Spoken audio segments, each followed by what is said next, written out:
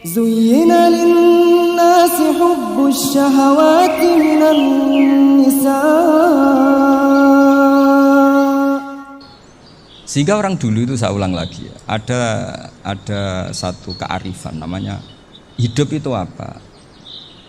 Hidup itu adalah cari sebanyak mungkin supaya hidup itu tidak tergantung pada banyak hal. Jika misalnya cara berpikir orang-orang modern itu sebenarnya banyak orang-orang ilmuwan yang nggak ngagumi Amerika, bukan karena angkuh, ndak. Untuk mempertahankan kebesaran negara sebesar itu, kebutuhan listriknya besar, kebutuhan tentaranya besar, kebutuhan apa.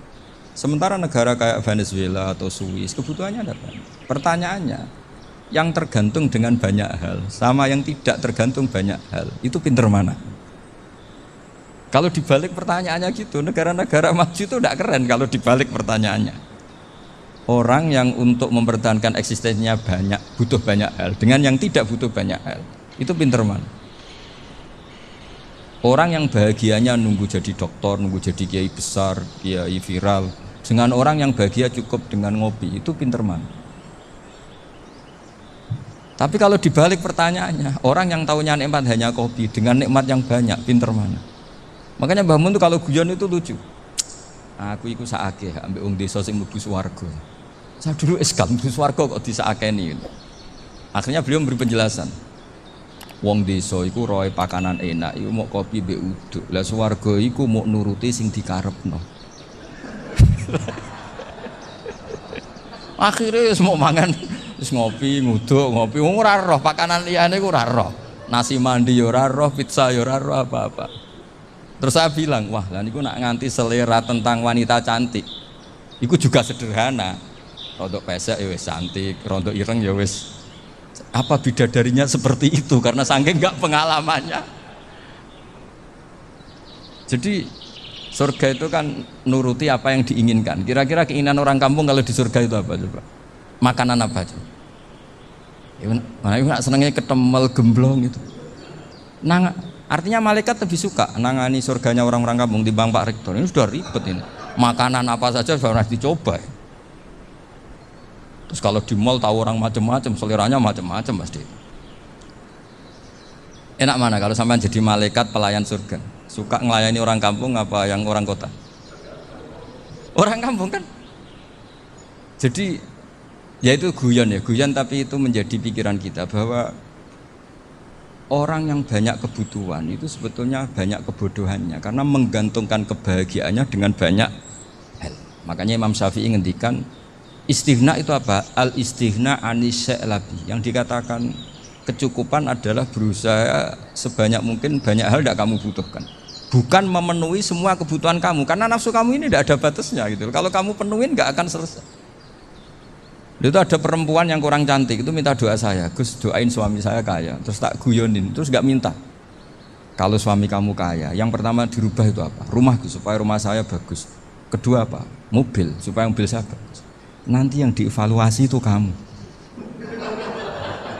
Mobil bagus, Alphard, rumah mewah, istrinya kamu pasti itu dievaluasi. Langsung nggak usah sudah gini aja kan. Jadi pertama yang dievaluasi itu kaya itu, coba kalau suami kaya itu yang dievaluasi pertama rumah ya, rumah ganti. Setelah itu apa? Mobil. Kira-kira berikutnya akhirnya sudah Gus nggak jadi.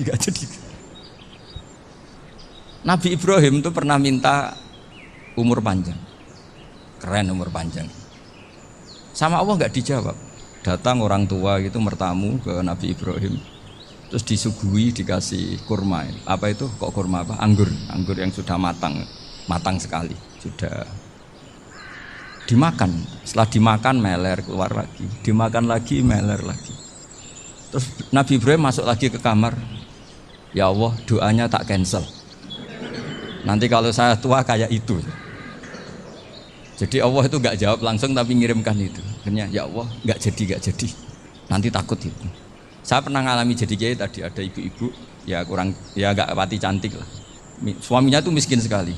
Minta doa saya supaya kaya. Bareng tak kasih pertimbangan itu udah nggak usah nggak jadi. Jadi itu kearifan.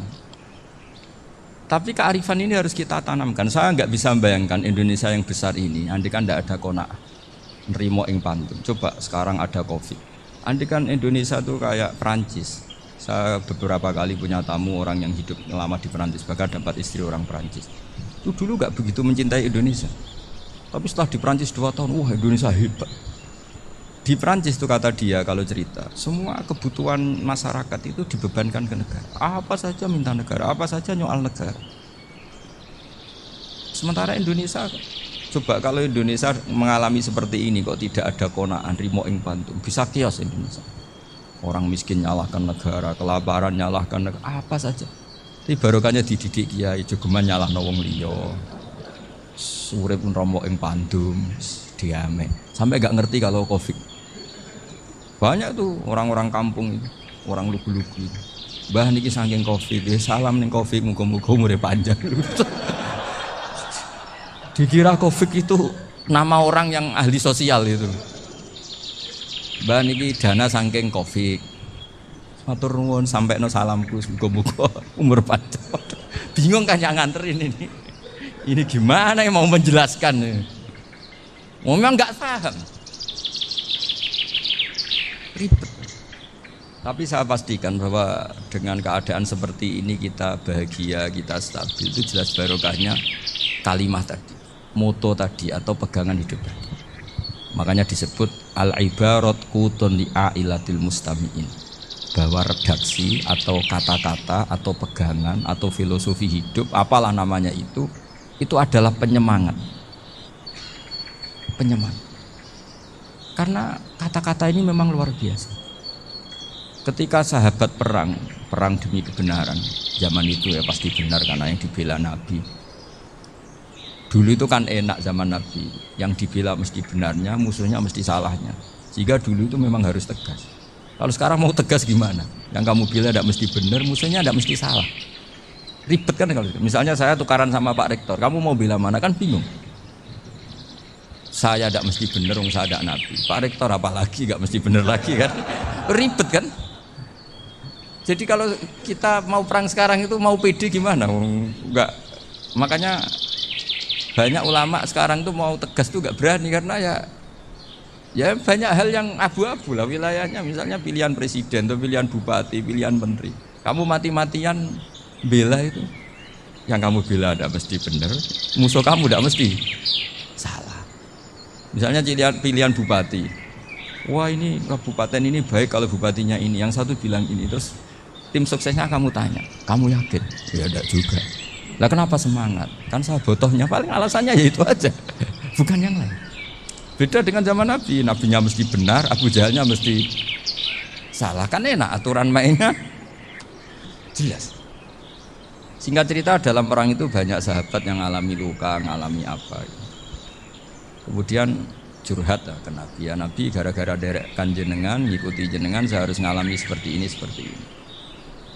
Ngiranya orang itu diapresiasi sama Allah keluarnya. Ternyata sama Allah gak diapresiasi. Malah diturunkan ayat intakunu ta'lamuna fa innahum ya'lamuna kama ta'lamun wa tarjuna minallah ma'ala yarju. Kalau kamu sakit karena perang, orang-orang kafir itu ya sakit, itu saja berani padahal demi kekafiran. Wa tarjuna minallah ma'ala yarjun, padahal kamu punya nilai lebih yaitu berharap kepada Allah yang mereka tidak punya. Saya jadi kiai itu ya kadang mangkel. Karena yang benci ya benci, yang seneng itu ngel-ngel loh kayak Pak Bejo. Jadi semuanya ribet. Nah iya, yang benci ya ganggu, yang seneng ya ganggu, tambah nemen. Seribet. Tapi kalau sudah ingat bandar narkoba, mereka berhadapan dengan polisi, kadang ditembak karena kesalahannya terlalu fatal. Antar persaingan mereka juga bisa tembak-tembakan karena merebut pasar narkoba. Itu saja mereka berani. Kok kita yang jadi kiai kadang dicium tangannya, dihormati gak berani, hanya takut apa ya, musibah-musibah kecil lah, atau problem-problem kecil. Nah iya, kalau kita bandingannya gitu. Kalau kamu mau tahajud kedinginan, itu masih nanti di hisab Allah itu gitu. Maling ayam itu keluar malam-malam, hanya dapat ayam. Itu gak takut dingin. Ya gak takut digebuki masa. Kamu mau tahajud saja takut dingin. Makanya nanti hisabnya orang soleh itu nanti dijajarkan orang dolim. terus diperbandingkan. Wah itu habis kamu kalau itu. Jadi misalnya Unisula mau rapat, tapi ini malam, kalau malam dingin nanti sama masuk angin. Wah anak-anak pang di perapatan aja berani kamu. Kalau sudah perbandingannya gitu tuh ribet kita nanti. Makanya itu kalimat itu moto atau filosofi hidup. Sehingga diulang lagi nasihat itu. Iyam saskum korhun faqadu masal qoma korhum mislu. Kalau kamu kena luka, orang-orang yang nggak benar juga akan kena luka. Itu aja berani demi ketidakbenaran. Masa kamu demi kebenaran enggak berani? Akhirnya orang itu, ya itu kalimat, itu heroik. Makanya kita ini penting ya, makanya tadi himne Unisula dimulai kalimat thayyibah. Karena kalimat ini yang menjaga kita kalimat ini. Misalnya tentang Tuhan.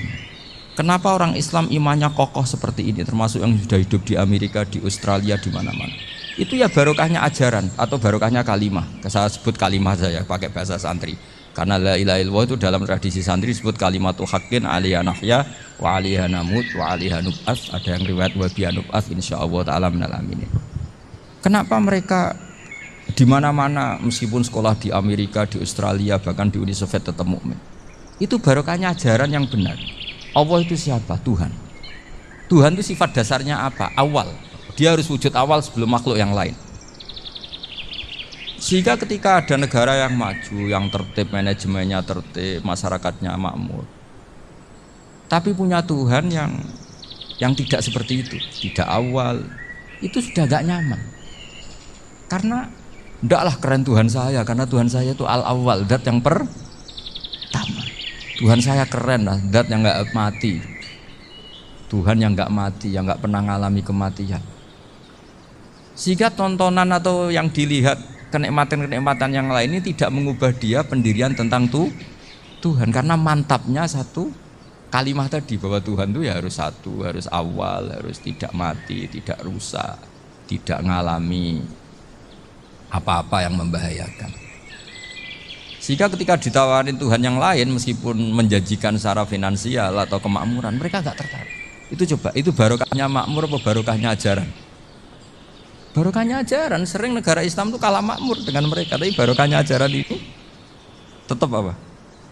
Tetap Islam. Makanya Nabi Ibrahim, Nabi yang sukses bikin wa ja'alaha kalimatam baqiyatan fi aqibi. Sehingga kita ini bekti sama orang tua misalnya, itu ya karena ajaran. Suwargamu itu karek wong tuamu. Nak wong tuamu ridho, Allah ridho. Nak ora ridho, Allah ora ridho. Ridho wa fi ridhol walidain wa sakhatu wa sukhtu wa fi sakhatil. Sehingga ketika ada orang tua yang agak brengsek gitu, anak-anak tetap hormat. Punya orang tua yang miskin, yang sudah miskin, tukang tombok nomor, banyak kan di kampung gitu, ya tetap hormat. Coba kalau dari awal kita ngajari orang tua kamu hormati, ya kalau baik, kalau enggak usah, bisa geger Indonesia. Tapi barokahnya ajaran-ajaran itu Indonesia tertib karena ada ajaran. Nah ini di sini pesantren dan Unisula semua harus berkontribusi membuat ajaran yang benar itu adalah ciri utama Islam. Sehingga Islam ini dimulai dengan ajaran kalimatu haqqin alaiha nahya wa alaiha namut. Sehingga kita tenang seperti ini. Saya ini termasuk kiai yang tenang. Meskipun kata orang banyak saya ini kiai besar, tapi termasuk kiai yang paling tenang. Termasuk yang paling tenang. Karena saya ini pakai mazhab orang-orang hebat. Saya berkali-kali cerita, orang kayak Imam Syafi'i itu orang yang luar biasa. Saya berkali-kali cerita, orang yang tadi nyium tangan kamu ya Imam Syafi'i, di belakang tuh ngerasani kamu, menghujat kamu. Jawabannya enak saja. Berarti saya alhamdulillah orang yang wibawa. Buktinya di depan saya nggak berani. Jadi enteng saja. Diceritainin sebagian kampung, sebagian separuh dari warga kamu itu nggak suka kamu. Ya bagus lah nggak suka saya, nggak akan utang duit saya. Di mana-mana orang utang itu karena teman dekat. Kalau nggak seneng pasti minimal nggak utang, nggak pinjam mobil, nggak pinjam apa. Berkah mana yang seneng sama yang gede. Jadi dianggap enteng saja. Semua yang dialamin dianggap enteng saja.